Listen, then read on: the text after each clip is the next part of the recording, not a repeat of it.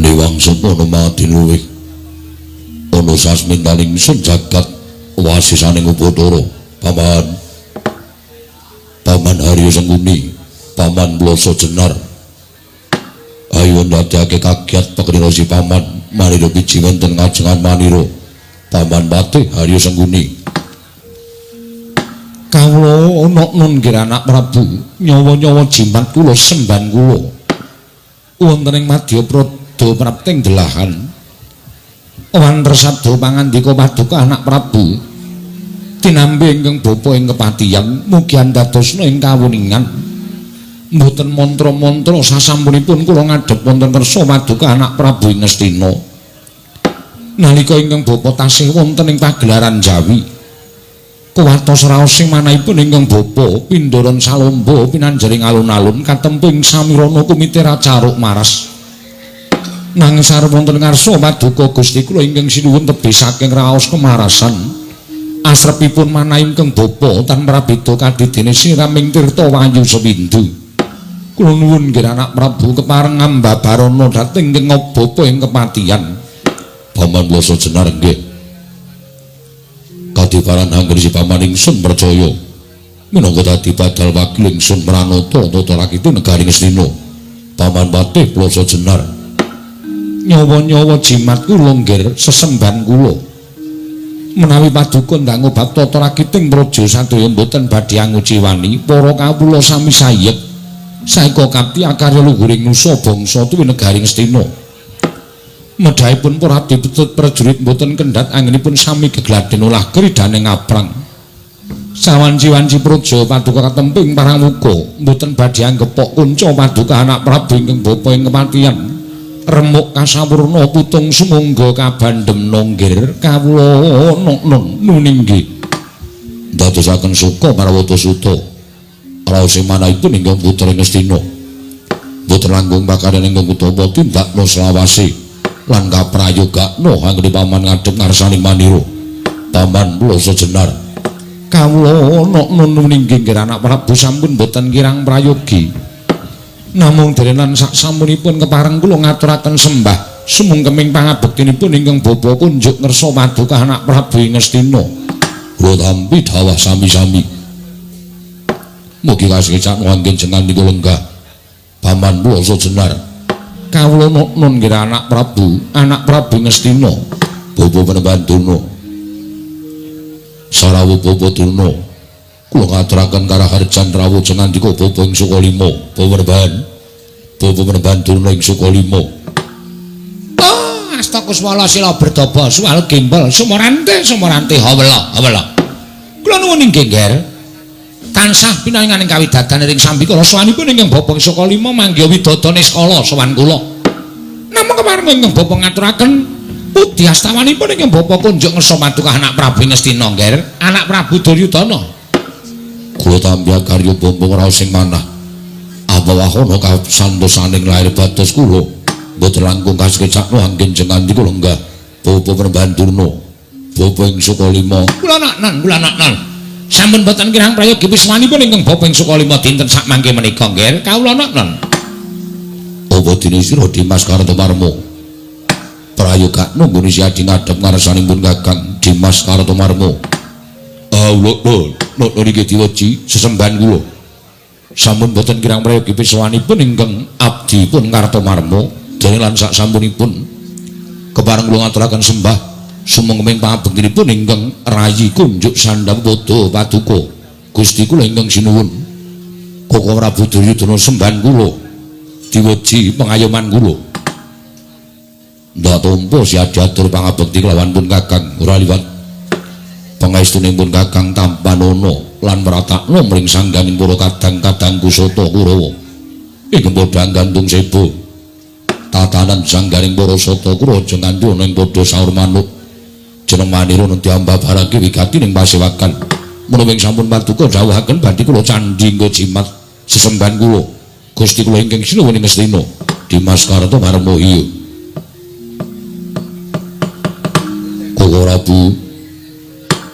Koko Prabu Baladewa sarawujeng andika Kanjeng Koko Prabu jimat sembahan kula ingkang rayi Ngastina ngaturaken pasegan purnami kunjuk sandhap pada paduka Kanjeng Koko Prabu.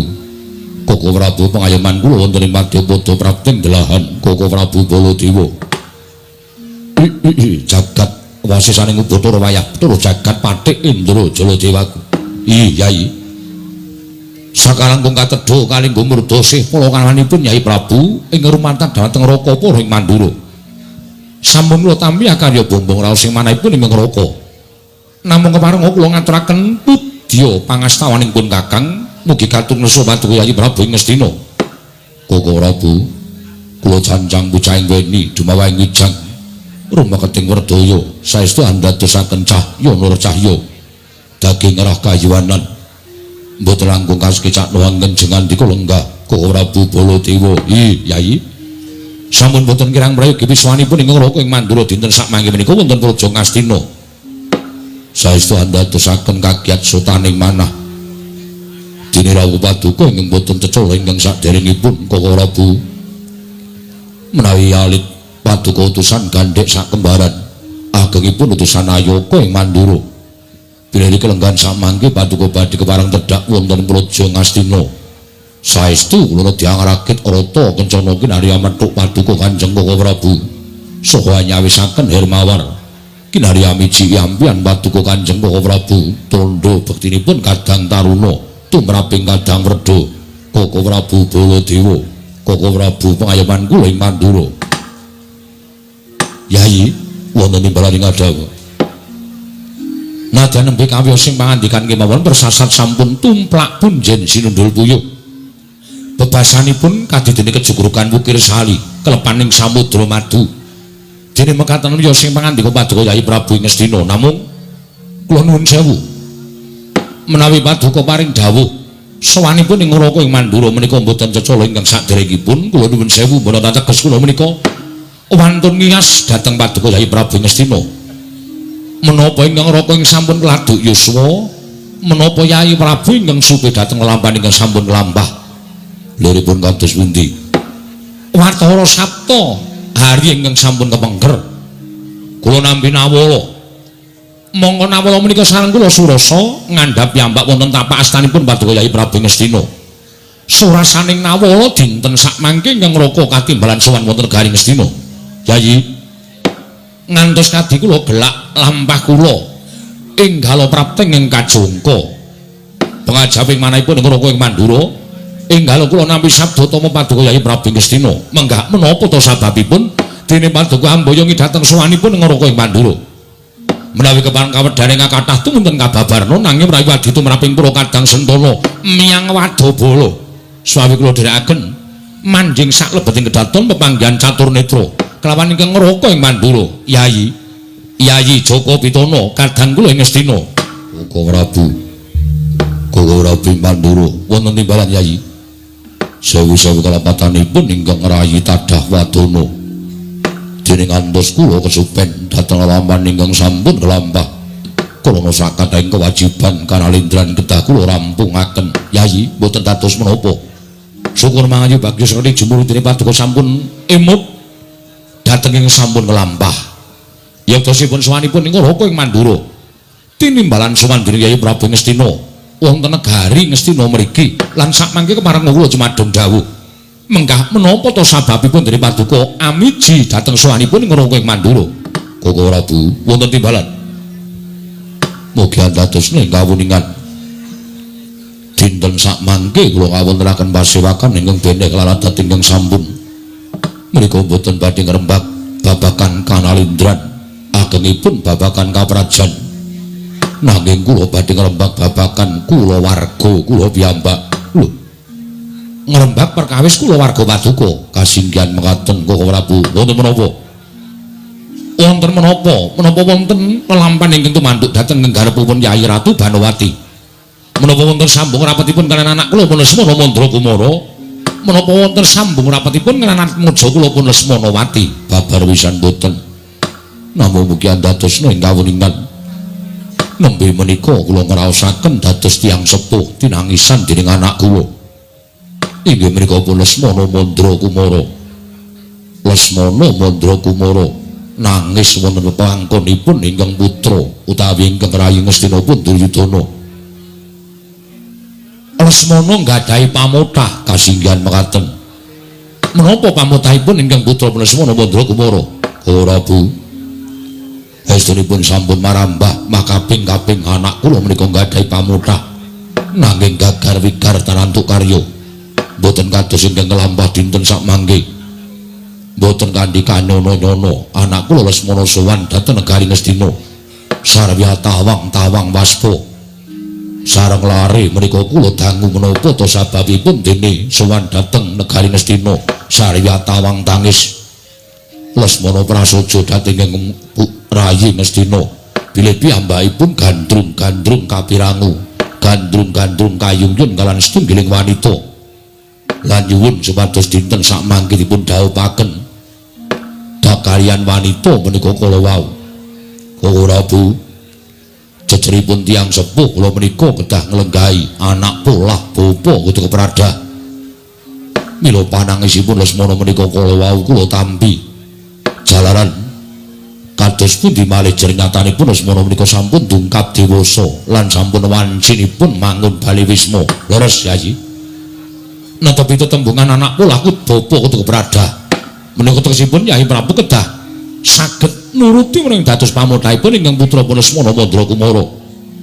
Dasaripun Lesmana menika sampun wancinipun kedah mbangun bali wisma, tegesipun kedah gesang bebrayan. Lan sakmangke kula badhe nyuwun priksa. Lajeng sinten wanita ingkang sampun keduga ngrubuhaken bebeteng jiwa kasatriyanipun anak kula Lesmana Mandra Kumara? Sinten wanita ingkang saged ngrubuhaken satemah nandukaken tresna dhateng Lesmana menika kala wau? Yai Prabu, mboten etang-etang menapa menika atmajanipun Alindra, mboten etang-etang menapa menika atmajanipun Brahmana, nadyan paribasan ingkang dipun gayuh widodari ingkang raka ing Mandura sagah nglamaraken tuwin sagah mboyong. Wanita menika kala wau supados jinatu krama dening anak kula Lesmana Mandra Kumara. Matur sembah nuwun tanpa pepindhan. Namung rai paduka Kanjeng Prabu paring dawuh. Lajeng wanita pundi ingkang keduga saged nandukaken raos tresna dhateng anak kula? Ora Bu, kula suwun kanthi sanget panjenengan sampun kejoting penggalih menawi kula munjatur ngersa paduka Kanjeng Prabu Mandura. Yayi, mboten. Ingkang raka mbatun badhe kejot manah kula. Tumunten kula aturi paring dawuh. Sareng kula dangu Lesmana menika gandrung kalian putra Nalindra. Yen anak ratu putra Nalindra saking pundi? Yen anake Brahmana saka ngendi? Menawi widodari sinten pawisikipun kados menapa mangke caranipun kula badhe nglamaraken nanging sareng Lesmana prasaja kaliyan ingkang Rayi Ngastina. Bilih ingkang saged nandukaken raos tresna dhateng anak kula Lesmana menika boten sanes kejawi namung putrinipun kawula alit, anakipun kawula alit. Kula Bu, atmajanipun Gareng, atmajanipun Nala Gareng ingkang namipun Nalawati menika ingkang tinangisan dening Lesmana badhe winengku garwa Kula Bu. Kula Prabu Baladewa. Yai Prabu, mesinipun paduka Kanjeng Prabu kaget tumunten badhe angina dhateng Duryudana paduka badhe neneda nyenyacat kalian Duryudana. Mangke rumiyin Yai, mangke rumiyin sampun ngantos klentu ing panampi babar pisan kula mboten badhe gadah niat nyeda dhateng nyenyacat paduka Yai Prabu Ngastina. Namung kula suwun Yai penggalih paduka kedah semeleh liripun kados pundi? Samenika ngaten. Upami Lesmana Mandra Kumara menika sampun kebanjur tresna kaliyan pun atmajanipun Nala Gareng inggih menika pun Nalawati. Kula nuwun sewu. Tiyang nambut silaning akrami menika gegaranipun namung seneng, ibaratipun wong keplok menika mboten tangan setunggal nanging tangan kalih. Sami-sami tresnanipun, sami-sami anggenipun sampun remen antawisipun setunggal lan setunggalipun. Menika gegaranipun tiyang nambut silaning akrami. Paduka Yai Prabu sampun ngantos menggalih babakan derajat tuwin pangkat. Paduka Yai Prabu sampun menggalih derajat tuwin pangkat sebab tumrap ingkang ngraka ing Mandura menawi paduka menika ngleksanani menawi dados pamotahipun ingkang putra Lesmana Mandra Kumara menika setunggal. Yai Prabu ngleksanakaken sejering minangka dados tiyang sepuh menika angka sunggal. Angka kalih Yai Prabu sami kemawon ninggahaken derajatipun Nalagaring. Tur dasaripun Nalagaring menika dede tiyang kebrayan dudu wong kana-kana dudu wong bengkanane. Nalagaring menika tasih Panakawan Paduka piyambak. Nalagaring menika tasih Panakawan Negari Ngamarta. Mongko Pandhawa menika sanak kadang Paduka piyambak. Tegesipun panjenengan menika ugi ninggahaken derajatipun Nalagaring. Mila dinten sakmangke menawi Paduka Yai Prabu Daraturipun ing Raka ing Mandura sampun mawi petang-petang perkawis derajat pangkat asor luhuring Kanalindran Paduka. Kula aturi mituruti dhateng pamuthaipun ingkang putra Punasmana Mandra Kumara. Atmajanipun Nalagaring kaboyong wonten negari Ngastina.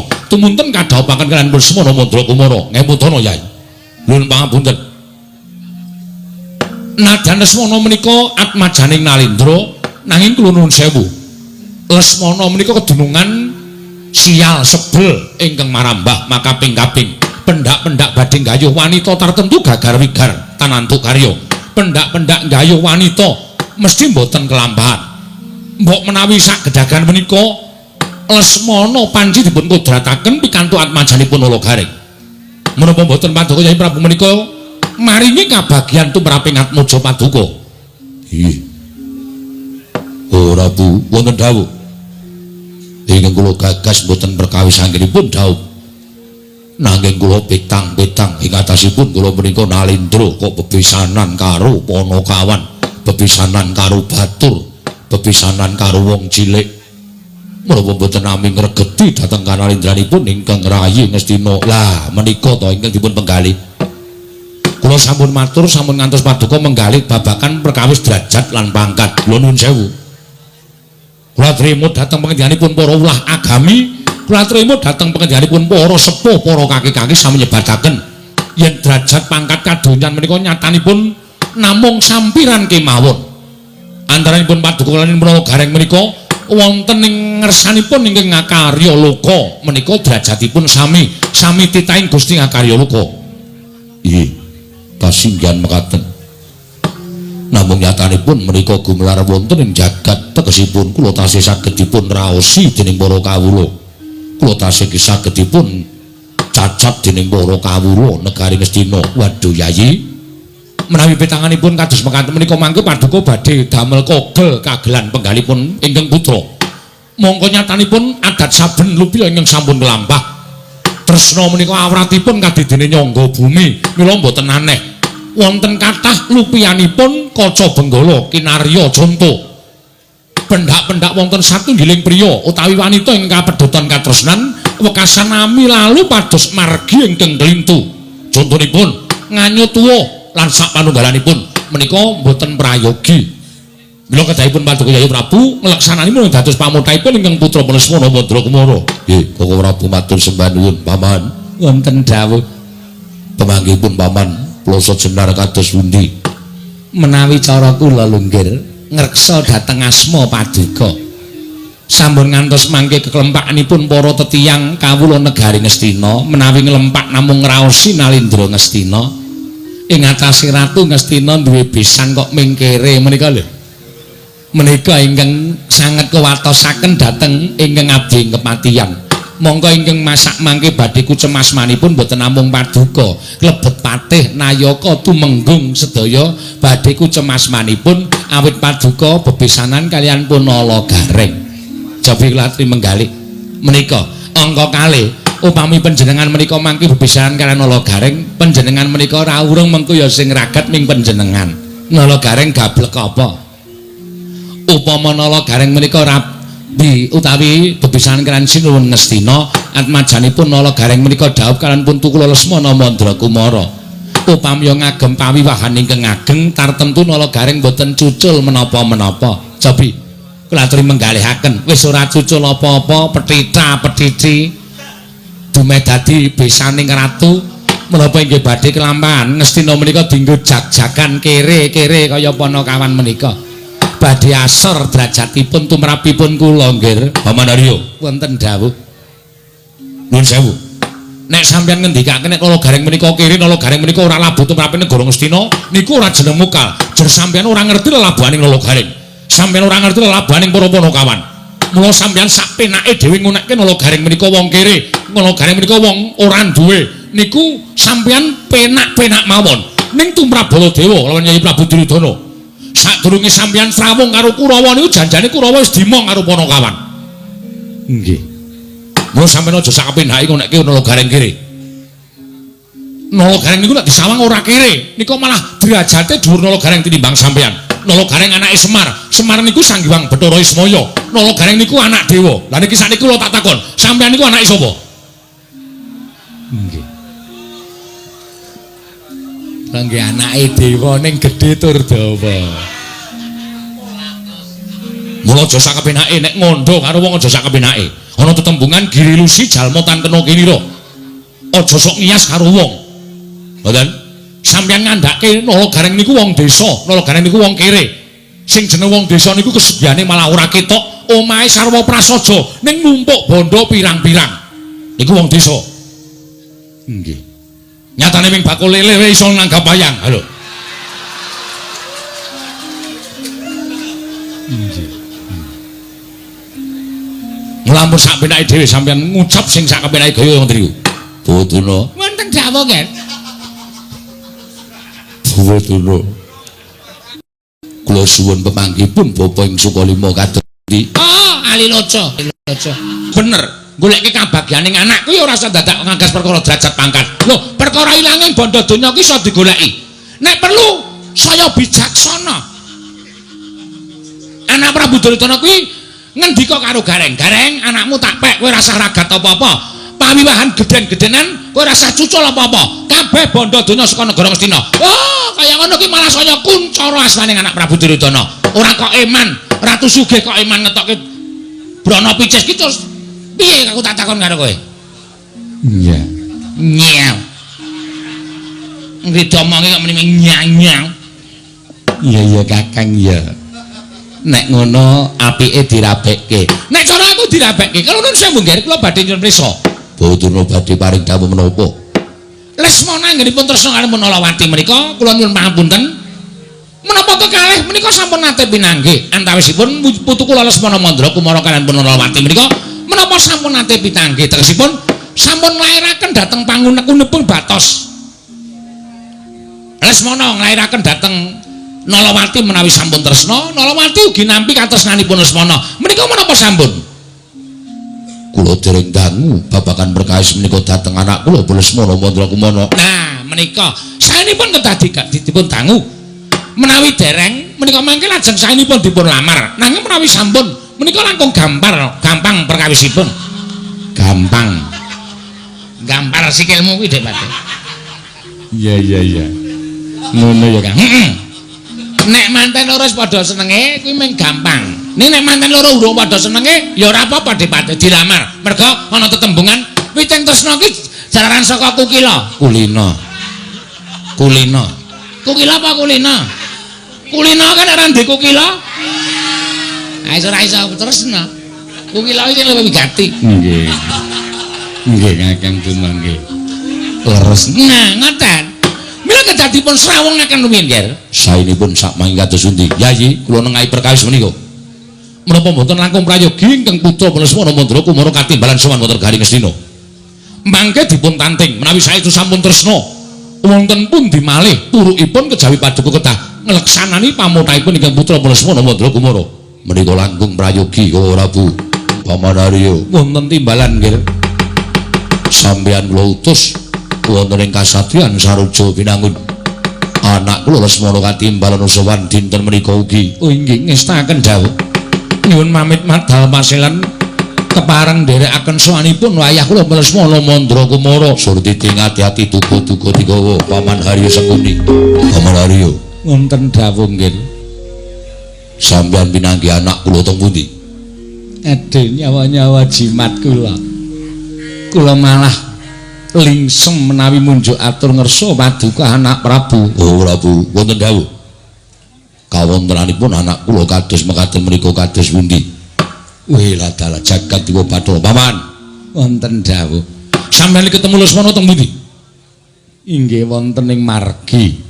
Lesmana. Kuwi piye kuwi? Anak ratu kok bathuke seneng sentre iki golek apa kowe? Menika wau kula pinanggih wonten ing margi celingak-celinguk wonten ing pinggiring sawah. Wis ngono. Dipateni dhisik. Ceklit. Sowan Kanjeng Rama kok celorat-celorot. Padhalarja saprabdamu nggih anakku bocah bagus. Tansah pinayungan ing kawidadan Rama miji dhateng pisuwanipun Lesmana Mandra Kumara. Iya, Padhalarja saprabdamu. Nering sambi kala kemareng kula ngaturaken sembah sumungkeming pangabekti kula kunjuk ngersanipun paduka Kanjeng Rama Duryudana.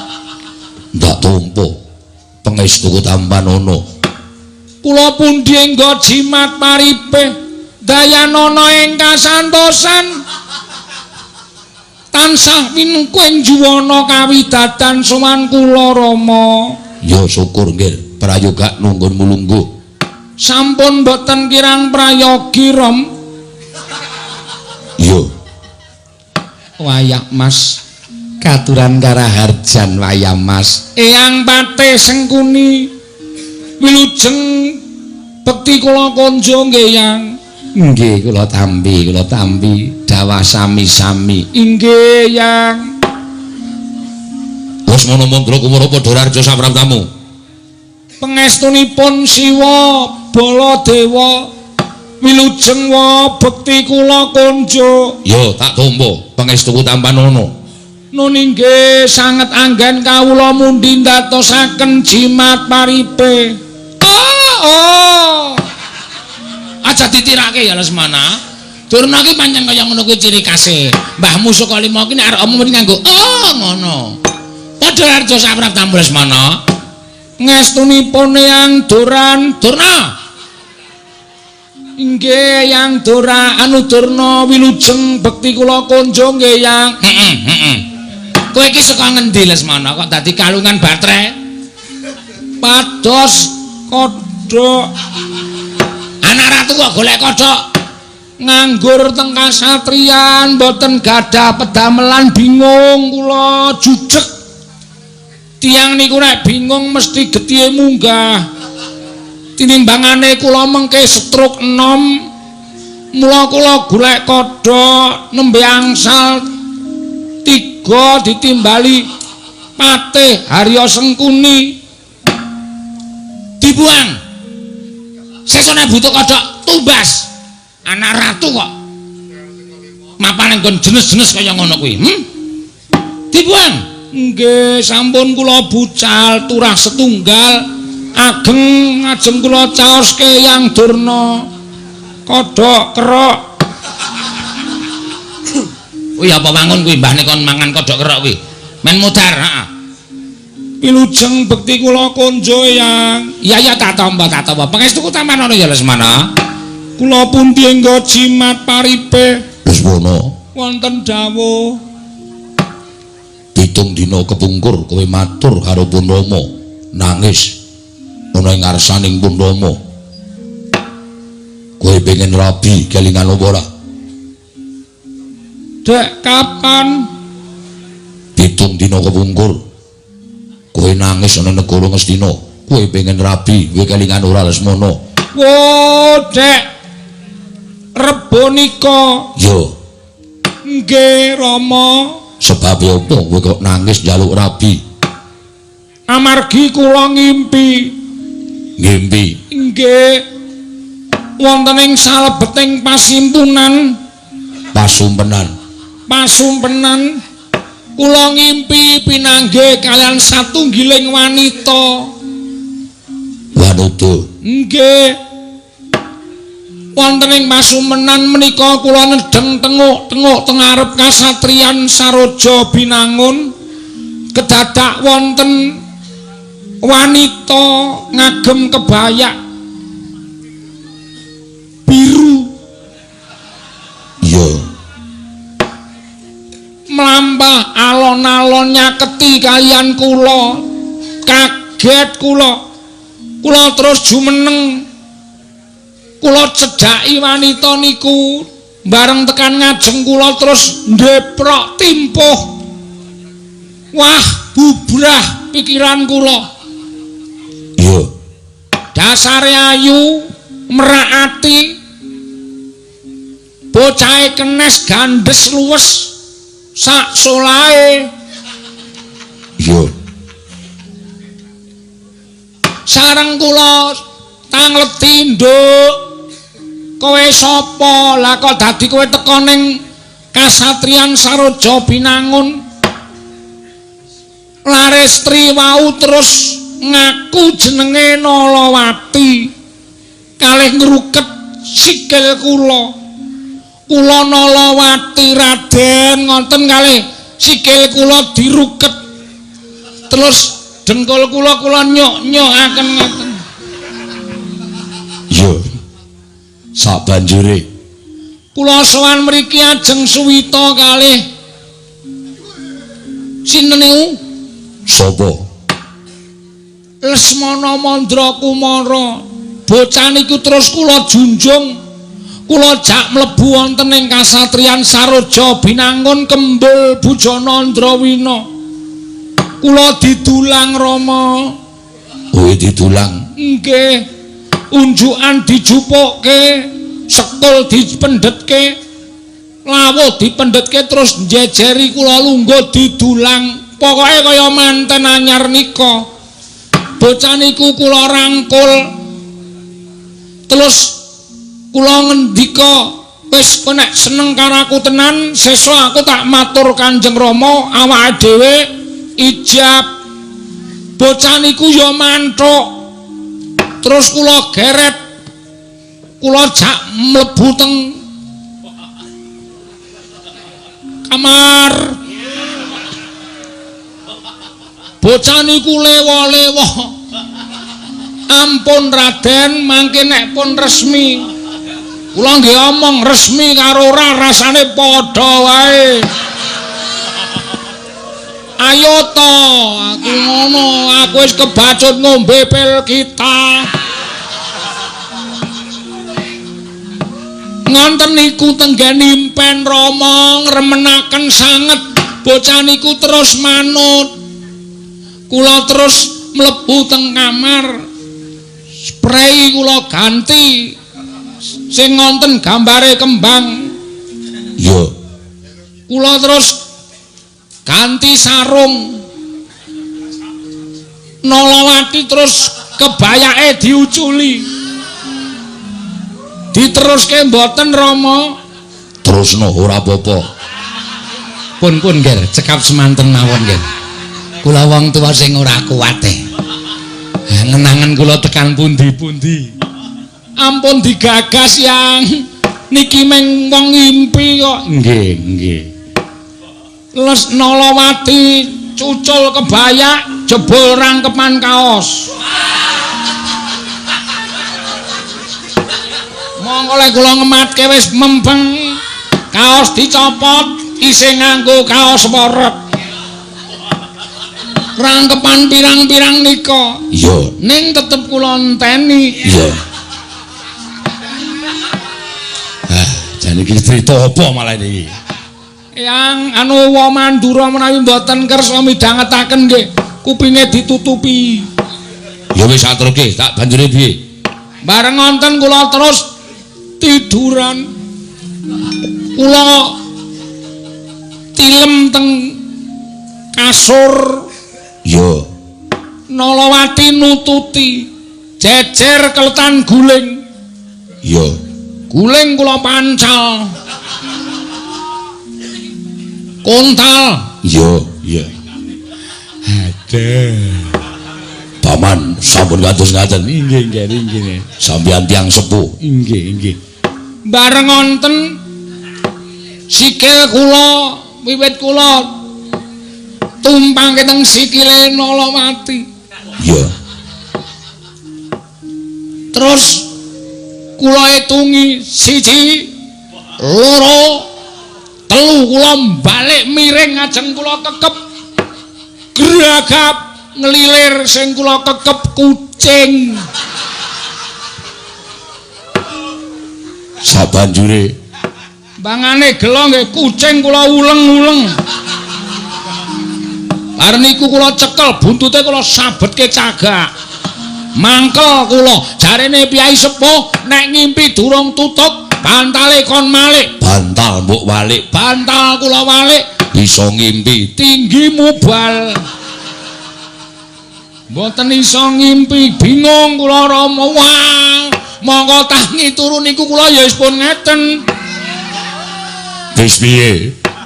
Rama mboten satanglet kedua kalinya. Kula pun matur rampanane jabul wong ngimpi ki ya iso dirasake tenan. Buktine bareng lilir saka ngimpi niku kula grayahi ya atos tenan. Yo. Sabanjure Bareng niku kula terus pungun-pungun. Kula sedih banget. Kelangan Nolawati. Rama napa-napa sing kula sawang pewujutane dadi kaya Nolawati. Kula susah tumuli kula sowan ngersanipun Kanjeng Rama nalika semanten. Pepasrening Taman Saroja Binangun ingkang wujud menjangan ingkang mapan wonten ing Balumbang kula sawang ya kaya Nolawati lagi mbrangkang. Kaya ajeng kula tubruk-tubruk nika. Iya.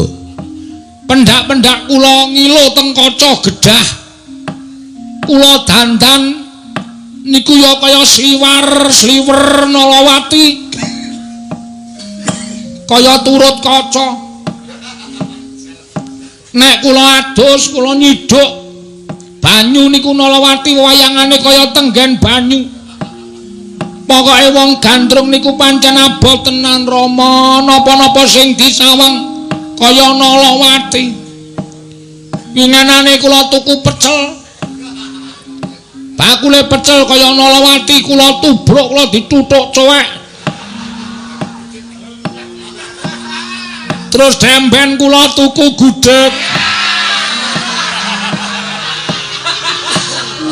Kula sawang bakule gudeg ya kaya Nolawati bareng kula tubruk. Lemu tenan Rama. Iya. Ngoyo ngono kuwi rasaning wong kang lagi gandrung. Kasinggihan mekaten. Terus ngono. Kula wonten dawuh. Aku tak takon karo kowe. Nggih, kula aturi nyuwun nulaturi kanglet kalian kula tawi basanipun sakmenika silakan mengajukan pertanyaan. Apa kowe wis tau ketemu karo Nolawati? Ketemu langsung? Ketemu ora ana ing pasumpenan? Berkah pangestunipun Siwa Mandura dereng. Lah upama Nolawati ora seneng karo kowe piye? Nek teng impen niku wis seneng. Mesti mengke nggih seneng kali kula. Tur kula niku anak ratu. Nolawati anake Nala Gareng. Gawe seneng anake Nala Gareng niku gampang mengke Nala Gareng tukoke kendaraan. Sing rodane pirang-pirang Rama. Yo. Dibyuki brana picis gaweke omah. Tukoke napa-napa ning anake dipek mengke ra diparingke. Yo, kuwi gampang. Nggih.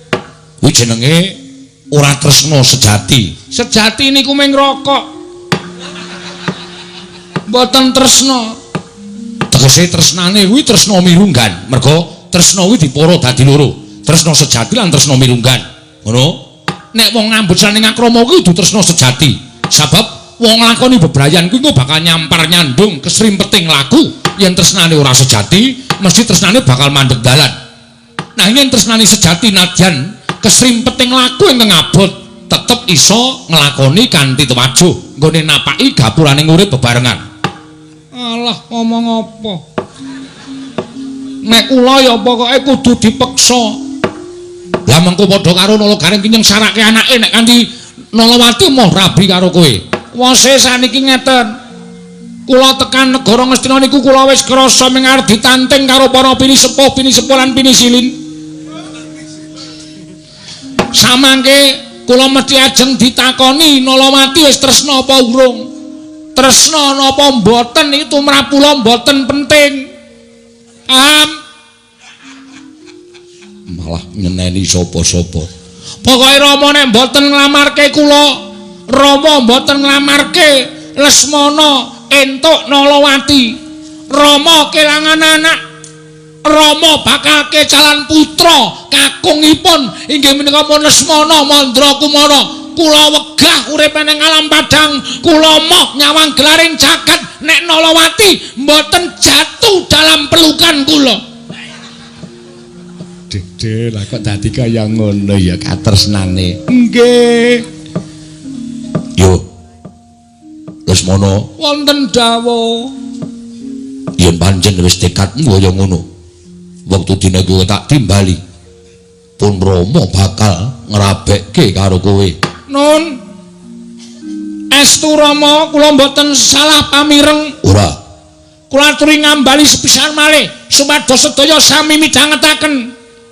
Pun Rama bakal ngrabekke kowe Lesmana. Koela tala cendol dawet 500-an. Gamanga tung kinang tung tung. Bumotuna, Wonten dawuh. malah dikerongi barang iki. Oh, kula niku nek kare cendol dawet seneng jamak-jamak ora. Estu Rama. Yo tenan. Aduh. Kaya lumaku ing wanci peteng kepapak. Wong gawa Petromak. Biar padang trawangan raos sing mana kula Nalawati, kowe mesti tiba ning pangkonku Cayu. Sumurupa Inggih Rama. sing bakal nglamarake dudu wong baen-baen. Sinten Rama? Wakmu ing Mandura, ya kuwi wakmu Baladewa ing bakal nglamarake Nalawati. Bakal winengku garwa malanku inggih anak Lesmana Mandra Kumara. Wa Baladewa ing nglamaraken.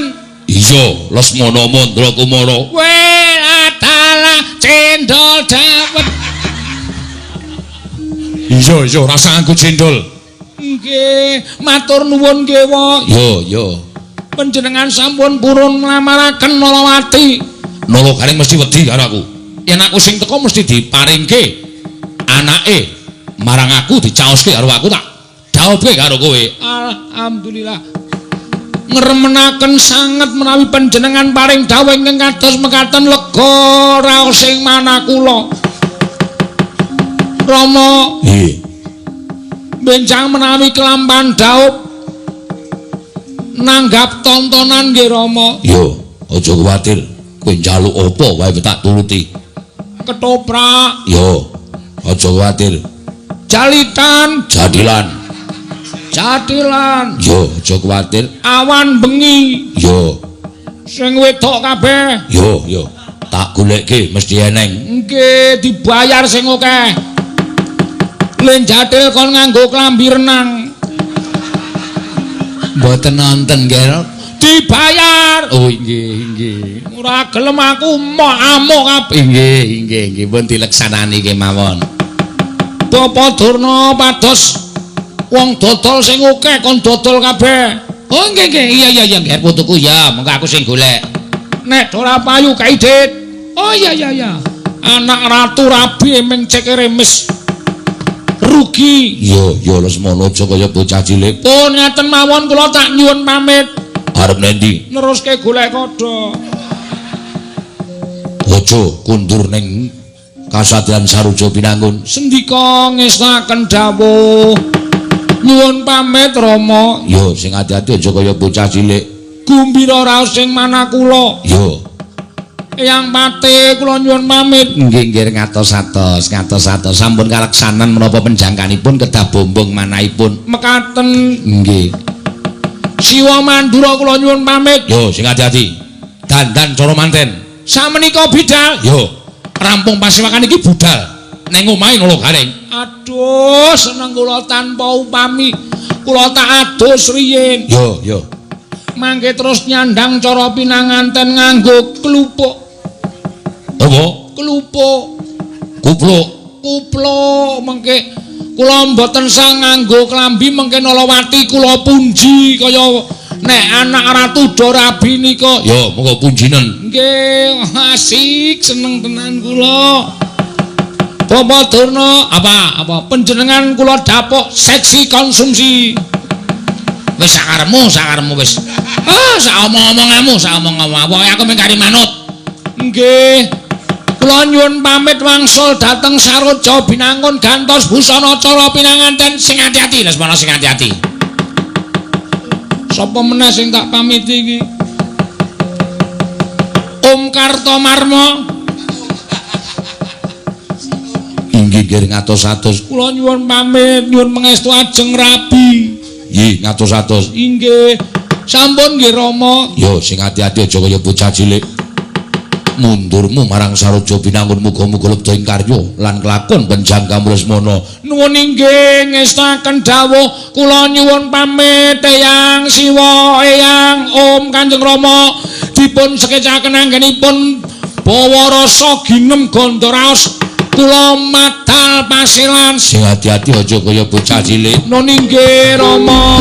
Iya. Wonten timbalan nggih. Ngantos kados mekaten. Lambanipun anak kula pun Lesmana. Menawi saking mandugi kula leres ngendikanipun Kakang Penemban Durna menawi boten dipun turuti sakmangke malah saya ndodra lelampanipun ingkang putra. Yayi. Ganipun kula sampun paring dawuh dinten sakmangke kula ing pinasran supados nglamarat majanipun Ala Garing. Dinten sakmangke kula nyuwun pamit nglaksanaken kewajiban ingkang sampun kula tampi. Ora Baladewa kula semanggaken borong kasembatan lan botenipun anggenipun anak kula Daup kalan pun Nolawati kula semanggaken jangan dikoko Prabu. Kula nyuwun pangestu. Oh Durna. Wonten dawuh, Ger. Kula aturi sampun ngantos negaken dhateng ing wayah. Menawi wonten nakalipun kajenge para Sata Kurawa, menawi menawi wonten akalipun kula pasrahaken dhateng Jengandika Bapa ing Sukalima. Kandhang blaguduk soal ki. Nggih. Mboten ngestaken dawuh paduka anak Prabu Ngastina. Kula nyuwun pamit, Ger. Nggih ngatos-atos. Sampun kados lari alit Kartomarma wonten timbalan budhana kang padha sebo tatanan para prajurit tata-tata ngarak pinanganten menyang bali wismaning Ala Garing. Nuli ngestaken dawuh nyuwun pamit madal pasilan sing ati-ati aja kaya bocah cilik. Babar pisan bubar kang padha sebo jeneng ingsun dikundur medhaton kawula nun paramadal pasilan nyuwun tambahi pangestu kaya wis ora ana dawuh maneh Dimas Kartomarma.